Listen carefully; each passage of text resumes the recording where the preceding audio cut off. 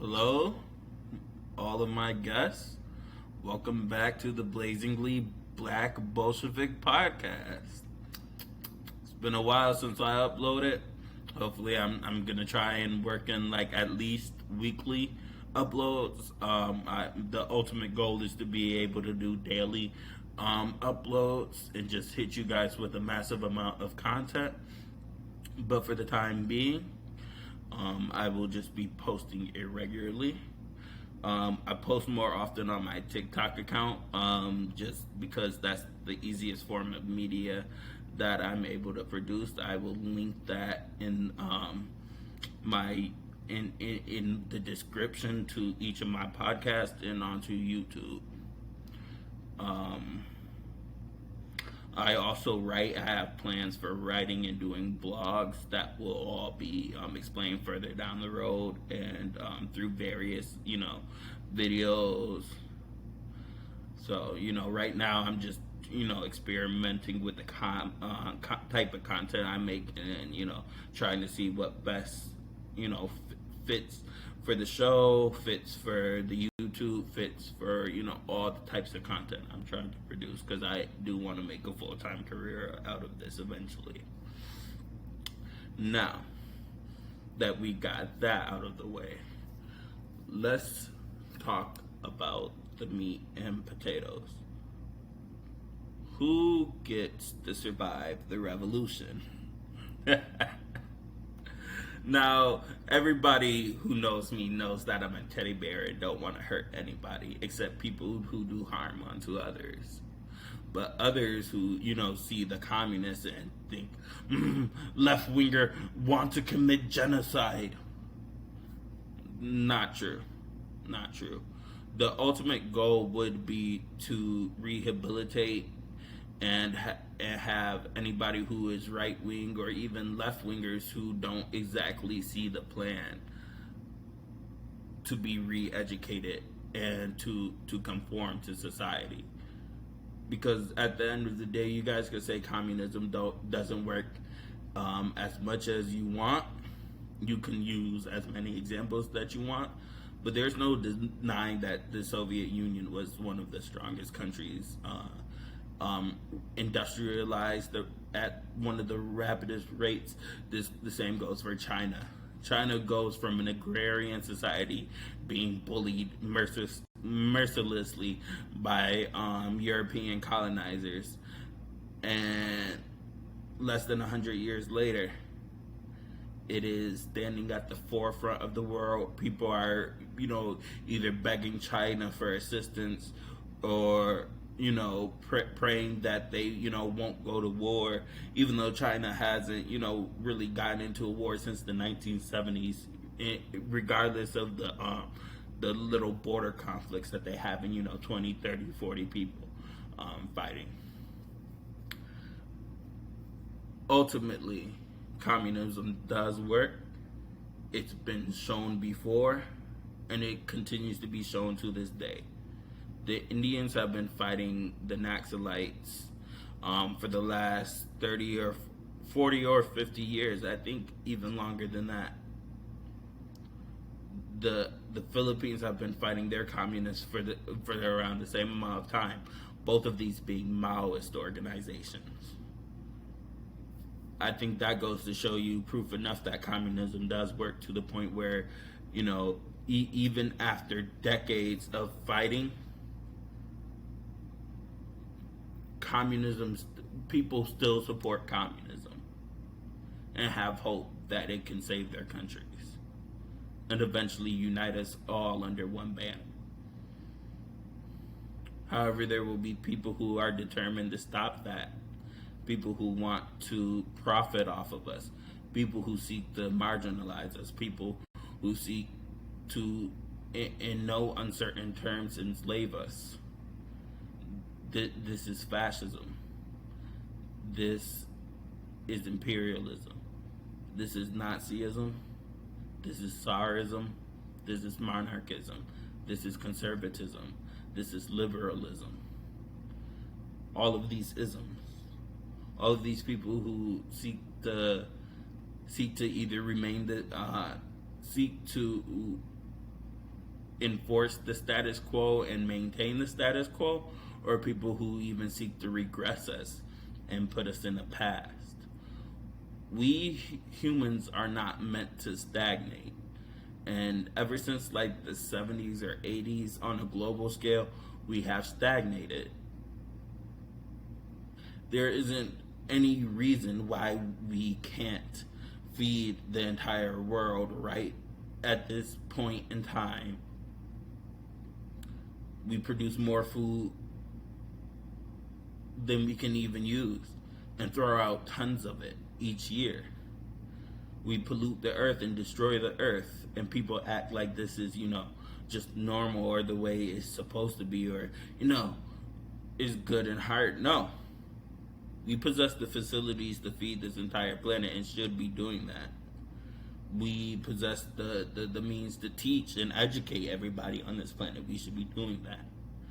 We possess the tools and means to protect our environment, and we should be doing that. But we aren't. And the people who enforce this and the people who stop getting away in the progress need to go. So when I say, these people need to go, y'all know what I mean. And folks will say, well, that's undemocratic, that's violent, that's not popular, that's, look, it is what it is. If I see there's a knife in my leg, I don't care if I have to yank it out and burn it closed if that's the only option available to me. Would I rather I can use anesthesia? Yeah. Would I rather somebody could gently, knock me out, put me to sleep before I get it yanked out and healed up? Of course. Sutured up? Of course. But when you have an undemocratic government in control that won't even let a social democratic party arise, then you have a serious problem. In Italy, under the fascists, many, liberals and other parties were still allowed to join the government. And this is not an endorsement for Mussolini, as you should know. But that being said, if even a fascist government, a corporatist state, can allow political rivals to enter the government, and a two-party state cannot do that, doesn't that show you that there is something fundamentally wrong with such a state? Tell me, when's the last time you heard of the Green Party in America? And the only time the libertarians get in the news is when they're doing something crazy.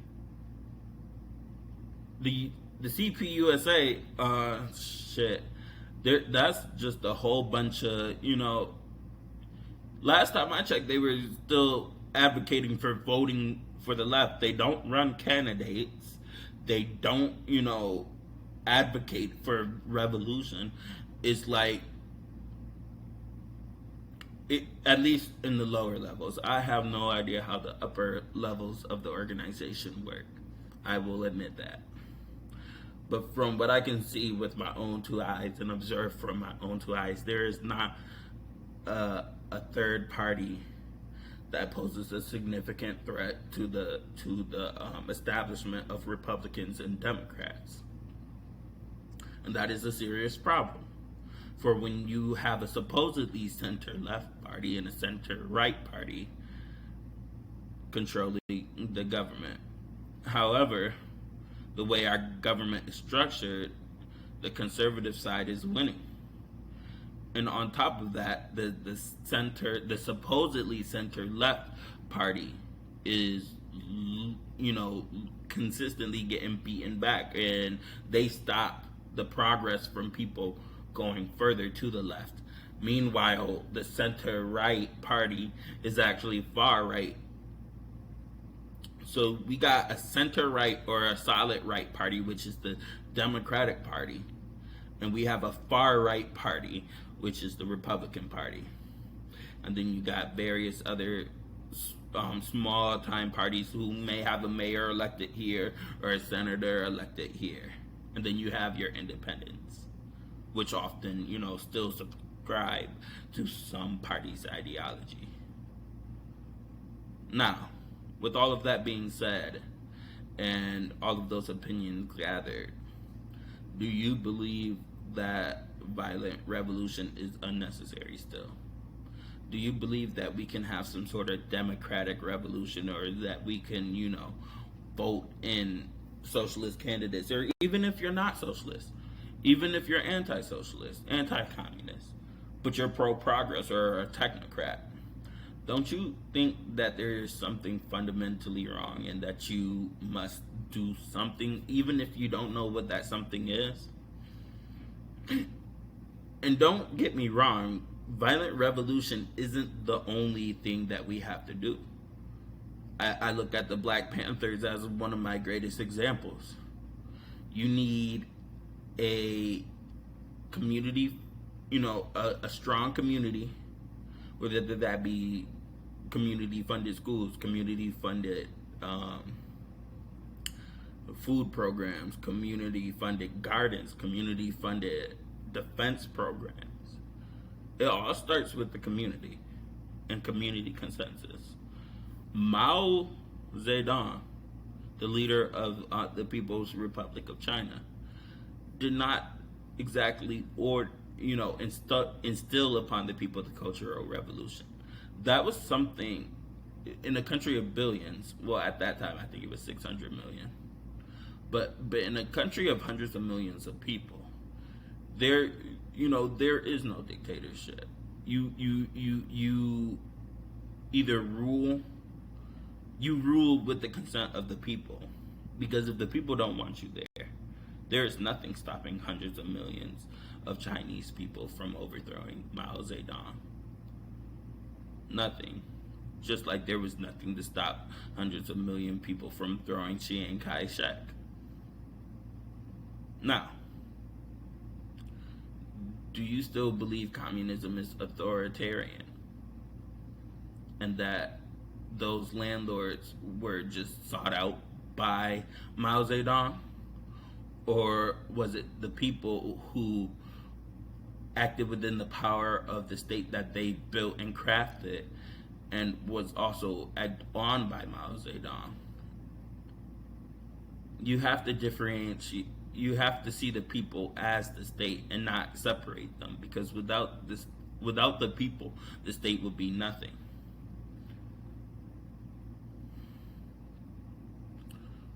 Moving forward, and the main summary of this video, who exactly gets to survive the revolution? Who, is so pure of heart or ideologically superior? I know I butchered that word. Don't get on me. But who gets to survive it? If you're talking, you're like, oh, but it seems like if you're not communist, then you can't be part of the revolution and you can't survive, which is wholly untrue. The Bolsheviks cooperated with a great many of left parties, and most of them merged with the Bolshevik party. Were all of them like this? No. But how do the Bolsheviks install this dictatorship in a country of millions? And this isn't just Russia. This, we're talking about the entirety, most of the former Russian Empire. There has to be some form of unity. So, and even then, there are people within center-right governments who aren't necessarily aligned with communism, but can share their ideals with it, and would rather work with a communist than work with, say, a prime minister of that nation. Let's not forget that Lenin and Mao came from, middle class backgrounds. There will be rich people who make hundreds of thousands and even up to millions of dollars, who will, betray their, become class traitors and join the proletariat and lumpen proletariat in their in our endeavors to create an egalitarian and socialist government.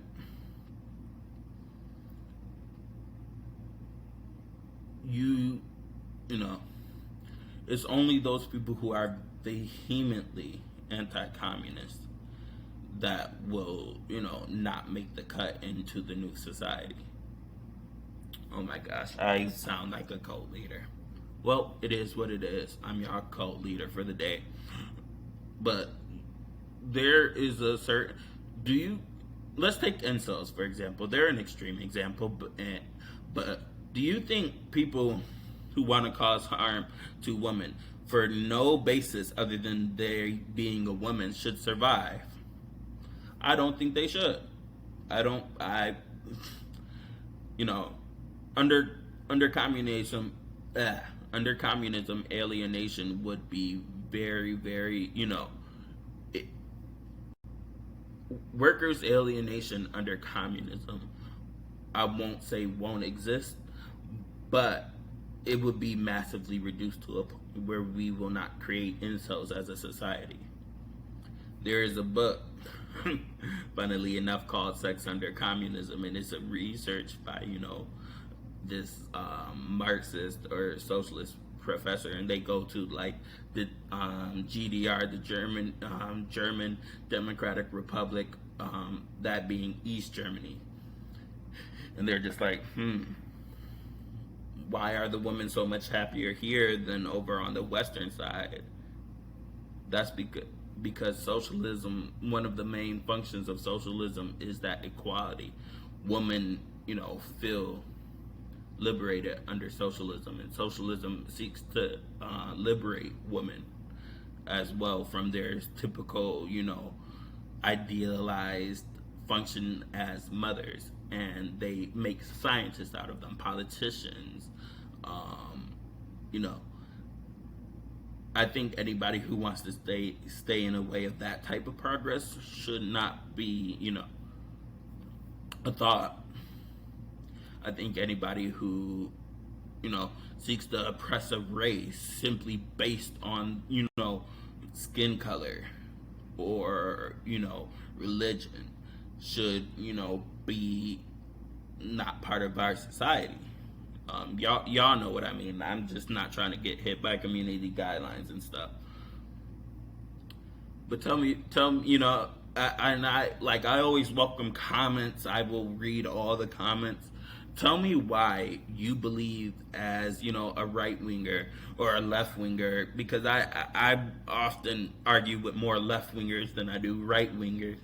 Tell me why somebody opposed to the liberation of peoples should exist. I can't find a reason. I had a comrade tell me, oh, well, maybe they will be used for as labor. There's plenty of labor. We have billions of people on this planet. We are not at a lack for labor. There are plenty of people willing to come into America and make it a better place, and I would welcome them. We have no reason to continue to have these drugs upon our society. Personally, I can list them all: racism, racist, misogynist, fascist, incels, which kind of covers those past points, imperialists, monarchists, conservatives, even many liberals, left wingers, ultras. If you're so left wing to the point where everybody has to pass your purity test to get into your left wing club, then I'm sorry, I do not want to be a part of it. I don't. And I know this seems like very, I guess violent, whatever you want to call it, but it is what it is. Nobody, and I mean nobody, is owed that sort of purity standard. I've had to forgive a lot of comrades and communists left wingers, various, people for their ignorance, because people, we live in the imperial core. If you're an American or even a European, you live in the imperial core, the heart of the empire. NATO, the UN, whatever you want to call it, you live in that, and you have to, as a left winger in the imperial core, you have to get used to dealing with ignorance, if you want to be successful.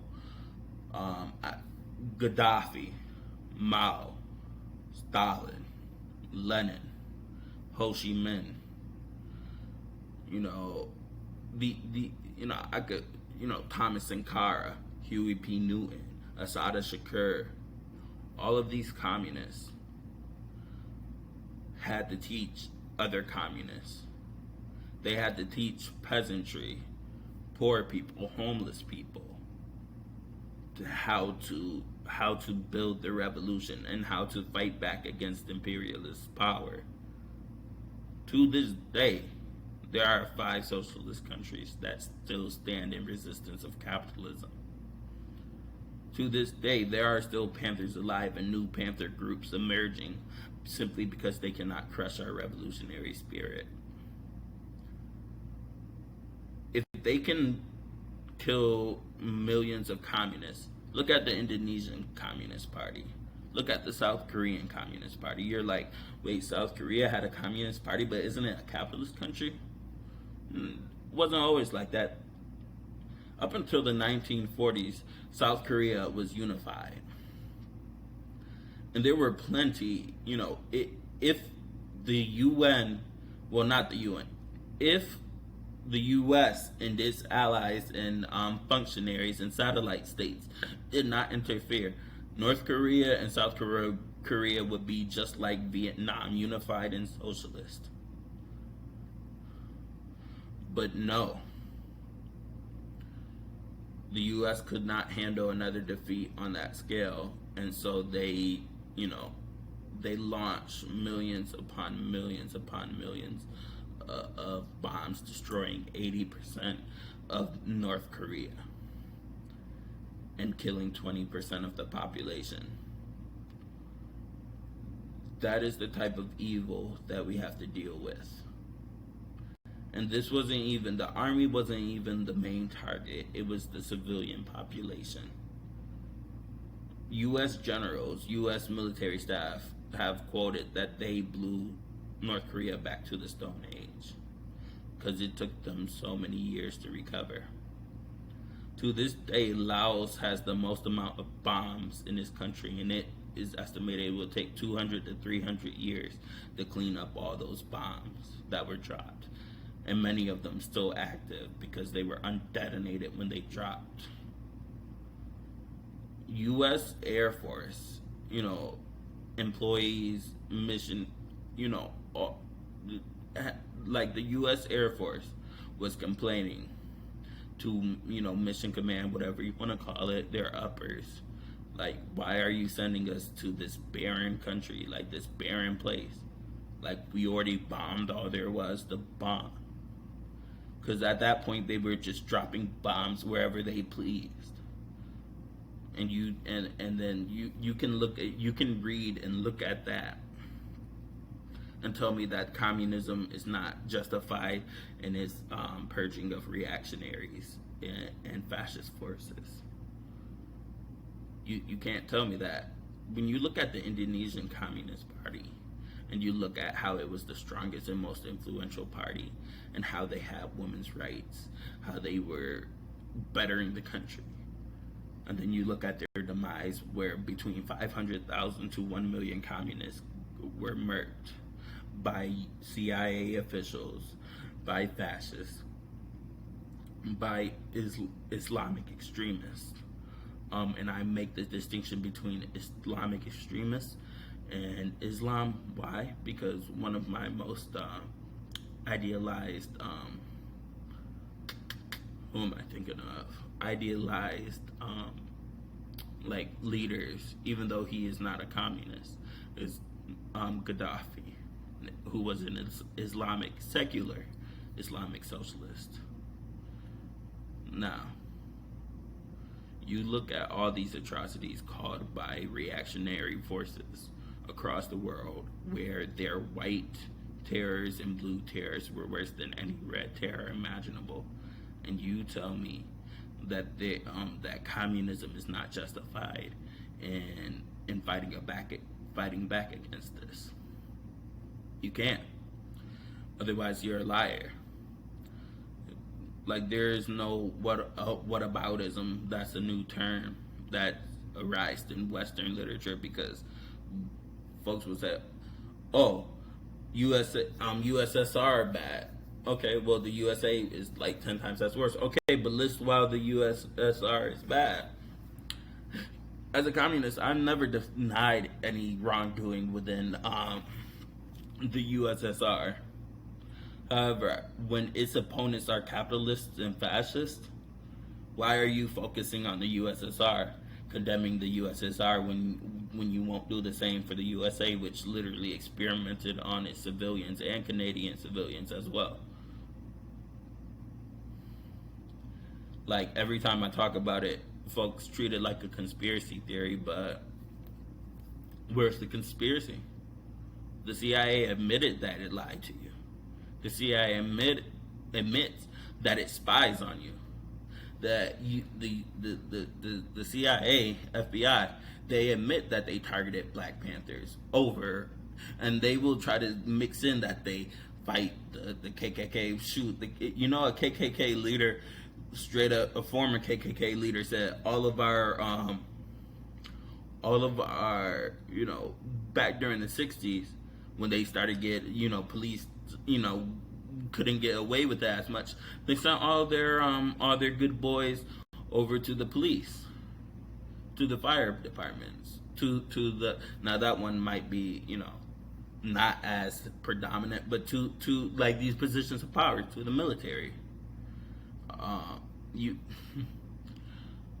So not only are we dealing with reactionaries on the street, but we are also dealing with reactionaries in the police force and in the military.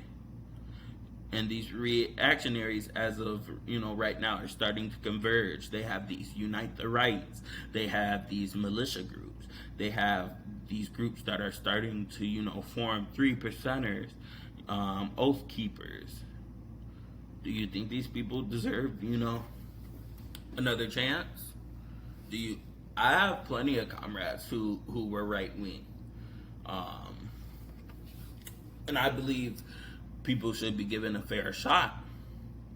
However, when it comes down to it, and this is, like I said, this is talking about the revolution, which can happen tomorrow, can happen 50 years from now. I don't believe, folks will say, "Oh, it could last 200 more years." If you've seen what's going on with this country, it's not going to last 200 more years. We'll be lucky if it lasts 10 years. So I'm saying that this podcast, this video, however you're viewing this format, content, this is kind of like a warning and kind of like an educational tool. Even if you're a person with a bleeding heart, you have to steal it. You have to understand that there are things great at risk. Even if you think one life is too precious to be lost, these are people who seek my death. And you're like, these are people who would kill me because of my dark skin, who would kill me because I'm bisexual, who would kill me because I'm a communist, who kill me because I care about human rights. That's the type of society that we're facing. And the amount of cognitive dissonance that comes with it, people just staring in awe, like, how can you, like, would you not pick up a weapon to help your mother? Would you not help pick, like, the individualism that the USA has written over, and inscribed into so many of its people? We are one big community, whether you want to recognize it or not. We're the world community. I personally care for every human being, but at the same time, I have the emotional and the street intelligence to understand that not everybody cares for me this in the same way, and that these people that who are supposed to be my fellow human being are very dangerous and can hurt not only me but others. There is no reason our society should be in decay. There's no reason we should have a singular billionaire, let alone 100 billionaires and potential trillionaires. We should not have political dynasties. We should, I know this is about who exactly gets to survive the revolution. But you tell me, can you see a future where Jeff Bezos throws away his wealth just to survive and join the revolution? Do you see a future where Elon Musk, being the figurehead that he is of the center, the far right, do you think that he would enjoy? He's more likely to become a fascist and throw hands in with the corporatists than he is to become a communist. You know, I know that I may not speak the best, because these are unscripted. These are just my raw emotions filled with facts. Like, I welcome you, and like I will provide a source if you ask me in the comments, and I will link it in the description. Like, you tell me how I'm wrong, and I will tell you how I'm right. And if I find out that I am wrong due to one of y'all, guess what? I will reform my statements or revise my statements.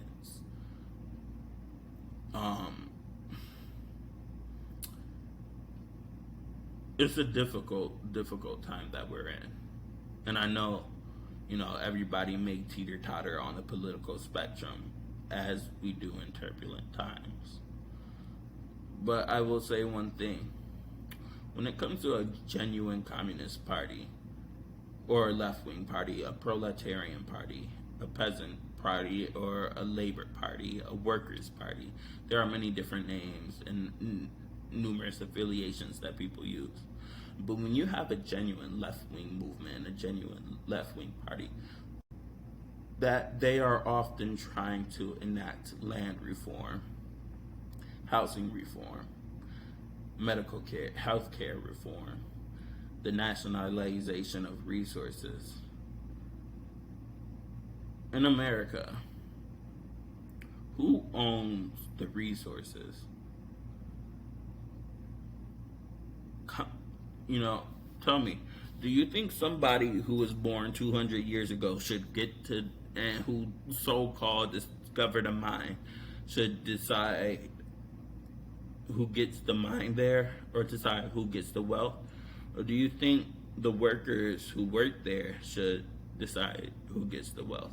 Or even then, do you think that 200 years later from the discovery of that mine, that those folks get to decide who controls to get the wealth? Are you on the side of the proletariat, or are you on the side of the rich and wealthy? Even if you want to become rich and wealthy, and if you have a functioning heart and soul and mind, why would you want to get over on your fellow brother? If all your needs are met for, why would you want to make a higher salary than a person who pretty much does the same thing as you? You're under socialism. You'd be like, I'm not making it like a utopia, because it needs to be built. But tell me, why do you think that we humans are incapable of sharing? Because that human greed argument, that's for the birds. That's, I'm not greedy. I'm fat, but I'm not greedy. I have comrades who would take bullets for me, and I take bullets for them. That is not human greed. So there's only a certain subsect of people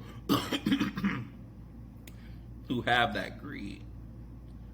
I, for one, can say that I do anything within my human power to better myself and to better my fellow humans. Build communities, build communes, build, a country where we can, prosper. But we can't do that under our current two-party system. And we cannot do that under a capitalistic society which only seeks to enrich the 1% and leave the others to scrounge for the crumbs. Because let's be real, $1 million is crumbs to $1 billion.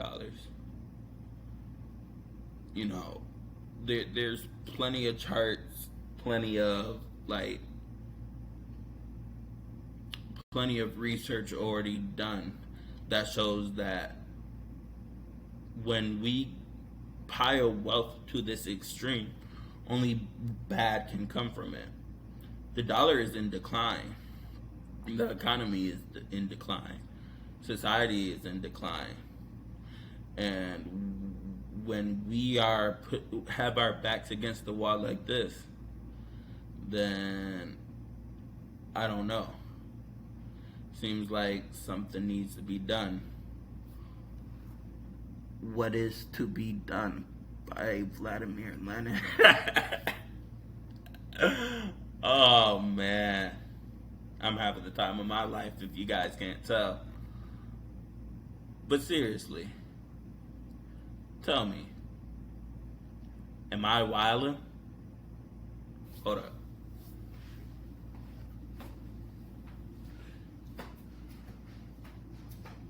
Gotta grab a drink.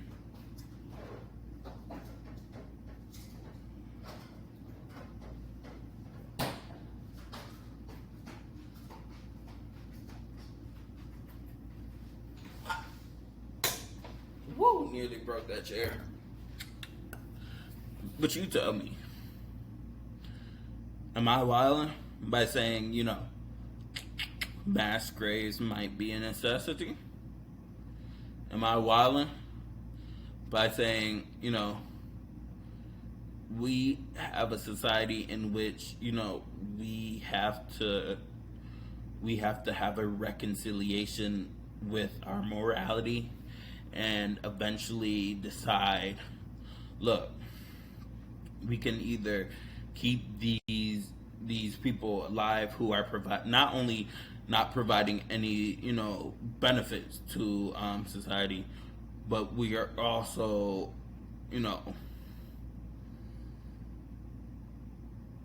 actively contributing to the degeneration of our society.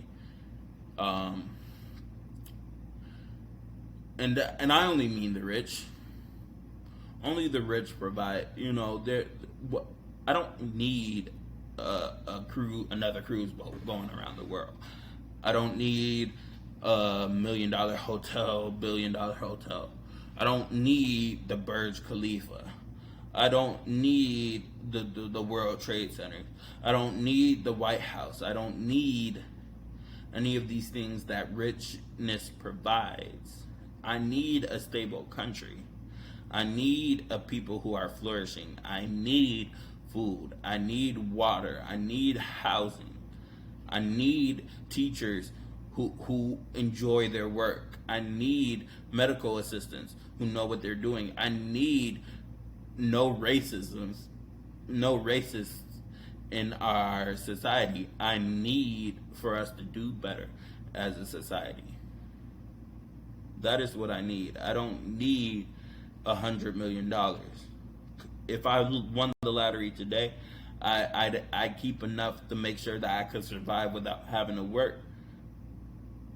But most of that would go to people who are in need of that money, who need food, who need water, who need housing, who need childcare, who need, medical treatment. We are failing as a society. Any society in which we can provide for one another but don't is a fail.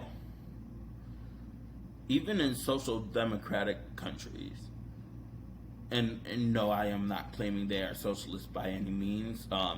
even, Lenin wrote about that, and Stalin. There's plenty of reasons why. But I'm saying even in these countries which are, imperialism light or colonizer light, even in these countries, can we see that we have to that there has to be some support or some sort of safety net for the people. In America, we haven't had that since the 30s or 40s. So if I'm talking about America in specific, and my grandfather moved from the south up to the north. Buffalo, my hometown, was supposed to be a city full of millions of people, and we once had the most millionaires in the country. But once they sold off Bethlehem Steel, got rid of all the industry jobs, got rid of, eradicated the black middle class, sent our men to prison on BS charges, and, now incarcerates, 20% of the world prison population.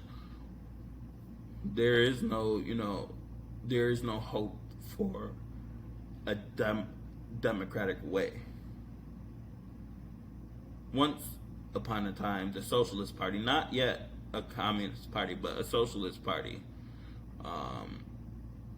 had a candidate who got millions of votes and who could have who could have gotten us out of this mess, who potentially could have, made America a socialist country. Eugene V. Debs. Took me a while to think of his name, don't mind me. But we once had a hope, but that was stripped away from us by throwing him in jail, berating him, locking away thousands of communists, killing the ones that they couldn't lock away, torture, experimentation, disappearance, the deportation. These are the tactics used against us. Now, I've already told you who is not going to survive the revolution. Now let's talk more on the why. Why are these people unreformable? Why can't we use more peaceful means to either persuade or to entice these people into becoming socialist or communist? That's because your government specifically interferes with any attempt at socialism. We already talked about the Black Panthers and the Indonesian Communist Party.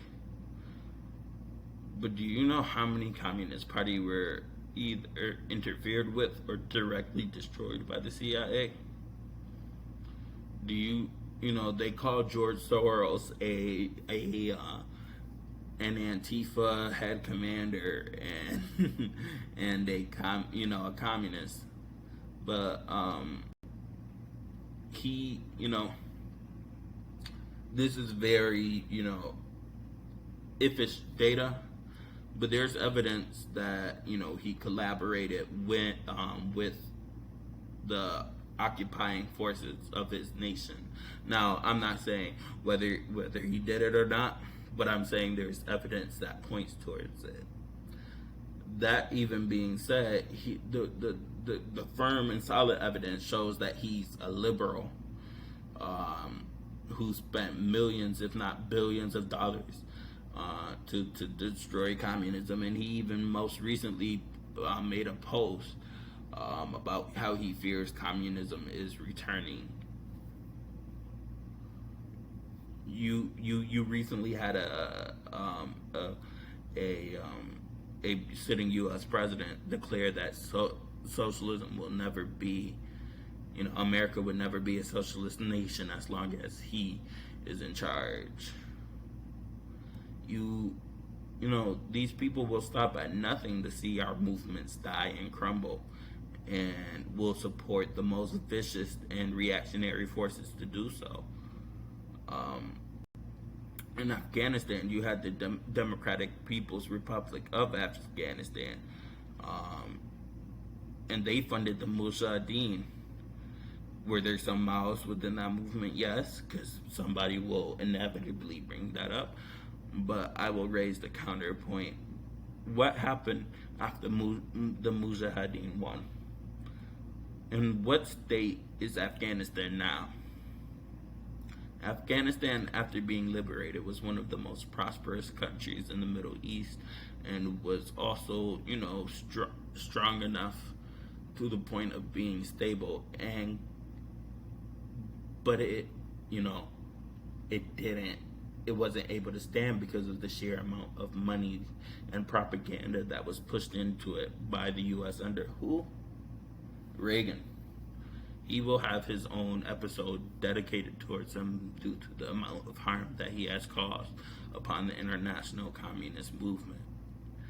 And I don't want to break into the meat of it, of all of Reagan's atrocities, but know that if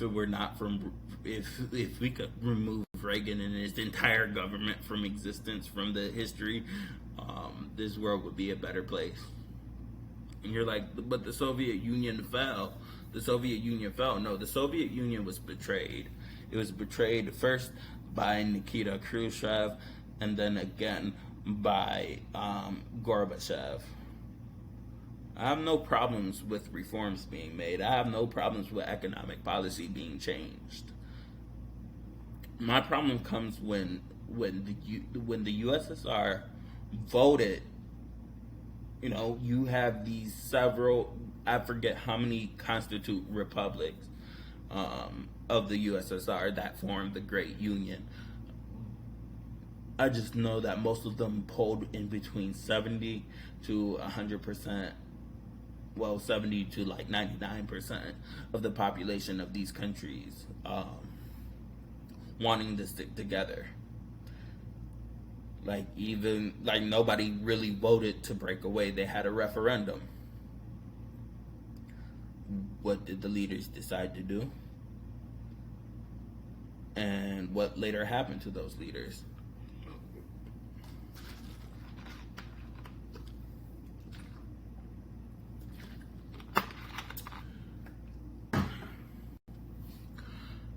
Most of those Soviets from the 70s to the 90s period,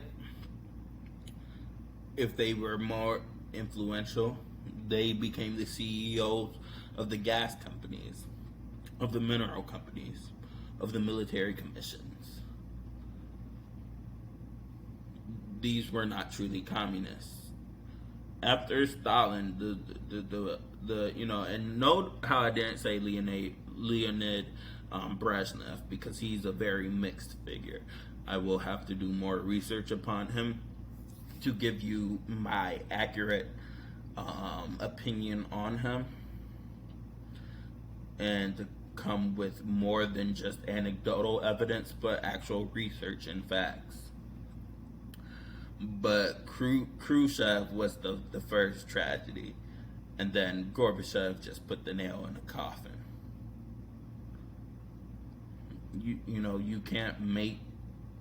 I can't make up stuff to support my arguments. I just have the history on my side. I'm not going to say socialism is perfect, the most perfect ideology. It's a science. It's a science which can be applied to any country, and that through that science can develop into not only the economic system but the social system under which they operate. And the very basic tenets of socialism are not hard or evil by any means necessary.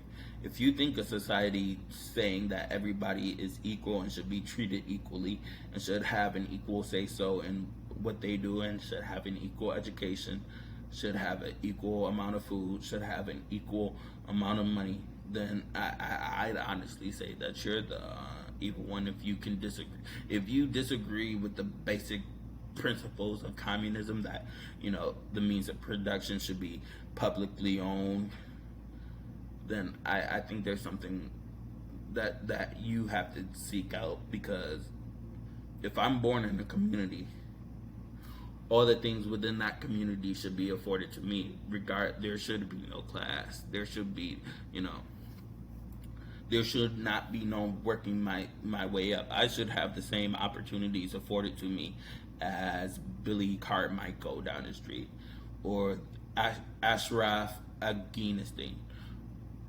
or Bonjour. I don't know French. My point, my point is that no matter your race, your no matter your race, your gender, your job, your sexual orientation, your religion, your ideology, you should be equal, or you should, you know, you should have the same opportunities, the same chances in life as they do. And don't say that exists under the U.S. It doesn't.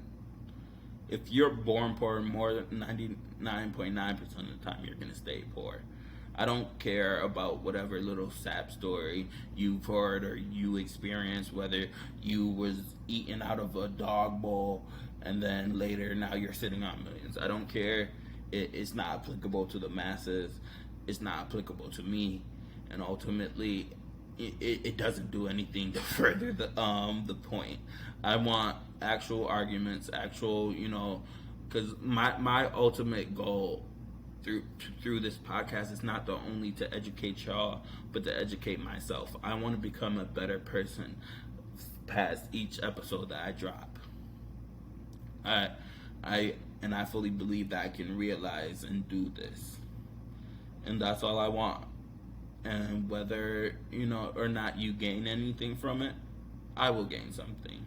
Whether that be criticism, whether that be a follower, whether that be a like, whether that be somebody sending me to their playlist or listening to me while they're washing clothes. One of my comrades tagged me in a post, and it was like, I love my comrades, especially when they, you know, they interact with me.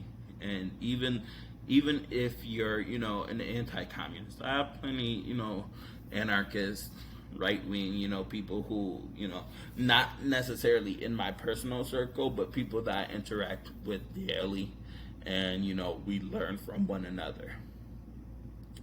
And as a person, you know, I wouldn't say I'm a Maoist as of yet, because I still have lots more to learn. But as somebody who is very influenced by Mao, I will say that the idea of a mass line, you have to consult with the right wing of your country, because you have to understand what they're mad about.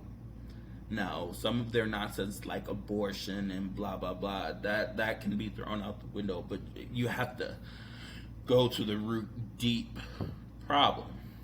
Why do some of them feel threatened by, you know, more brown-skinned and black-skinned individuals being born? Yes. You can see that how they are draining Ukraine of its resources, and like these European countries are eager to have you know, more Europeans and even Middle Easterners, as much as they like to deny it. They want the more, you know, Syrian, the white looking individuals in their countries, so that they can like, you know, my Middle Eastern friends can tell you that at one point they, you know, even the dark-skinned individuals would identify as Arab or white or like any racial grouping to get a benefit, and the U.S. would be like, yep, nah, that's cool, because, you know, we need more white people. That's why Irish people and Italian people and Russian people, even though Russian people are still on the ins and outs of it, but that's why all these people who were once not considered white are now be considered white. Why? Because they need more people. Europe only has 700 million people, even though it's connected to Asia, but they split apart the continent, the landmass, so that they can say, you know, okay, we are culturally different from these Eastern savages who are barbaric. That's really where the East-West divide comes from. Is due to racism and not due to cultural significance. Because if that were the case, then Northern Africa would be considered different from Central Africa or South Africa. Africa. There are cultural differences aplenty, but it is all still Africa. You know,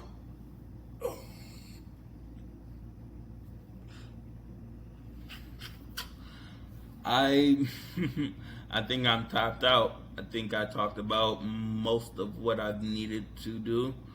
Um, if you guys have any more ideas for videos in the comments, I will be happy to do an hour-long video on them.